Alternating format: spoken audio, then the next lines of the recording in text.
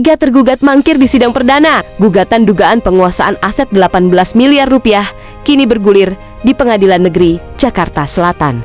Perkara ini melibatkan PT Energi Makmur Indonesia atau PT EMI Anthony James Harahap dan Rifan Putra Yuwono. Menurut kuasa hukum penggugat, ketiganya tidak hadir meski telah dipanggil secara patut oleh pengadilan. Penggugat menduga hubungan utang piutang diubah menjadi transaksi jual beli aset, sehingga meminta majelis hakim meletakkan sita terhadap objek sengketa, mengembalikan sertifikat, dan menghapus hak tanggungan.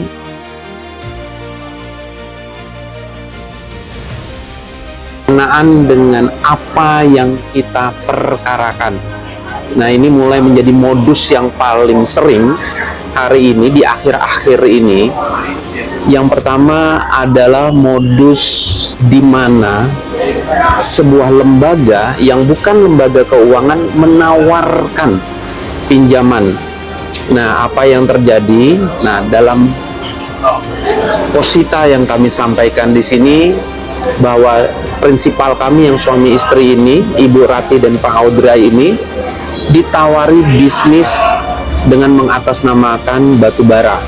Dan apa yang terjadi pada saat pertama tentunya tadi memberikan hasil dengan nominal tertentu, dan pada akhirnya di ujung dibutuhkan dana yang lebih besar lagi. Nah, hal ini dari prinsipal kami berdua ini mendapatkan informasi dari James Harahap. Nah, James Harahap ini akhirnya mengenalkan kepada PT EMI.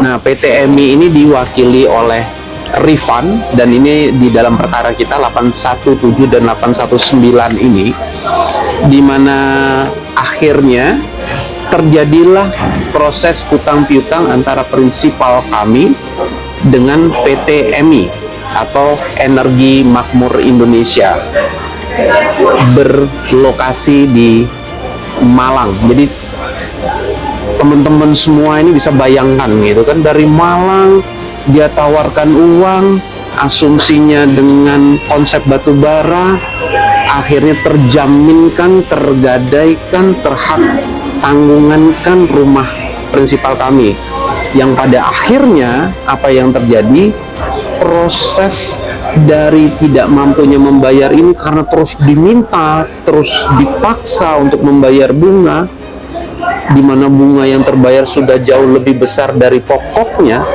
Pada akhirnya muncullah hutang piutang ini dikonversi menjadi jual beli. Haram itu hukumnya kalau di dalam hukum. Tidak ada tuh namanya hutang piutang jadi jual beli. Bahkan sudah diumumkan lelang di sosial media. Ini mencederai hukum kita. Ini tidak memberikan kepastian hukum dan bahkan memberikan kerugian imaterial kepada prinsipal kami, ya sakit, ya stres, dan seterusnya, bahkan menjadi guncingan tetangga, bahkan keluarga. Nah, ini oke, jadi kalau kita bicara harapannya apa sih gitu ya, tentunya kan hakim tidak akan bisa memberikan satu putusan lebih dari apa yang kita inginkan. Bahasa keren kita, hakim tidak mungkin ultra petita. Maka yang kita inginkan adalah kita menyita, yang kita inginkan tolong dikembalikan sertifikatnya, tolong dihapuskan hak tanggungannya, dan dibayarkan lunas itu diterima, bukan malah asetnya yang dilelang. Aset senilai 18M dilelang dengan 4M. Otak siapa itu yang nggak mau? Nah, di sini makin kental lagi persekongkolan jahat dari James Harahap, PT EMI, dan Rifan. Jadi harapan kami hanya satu, hutang piutang tentunya terjadi tapi bisa dilunasi kalau dibayar, bukan malah ada jual beli. Selengkapnya di dunianewsbali.com.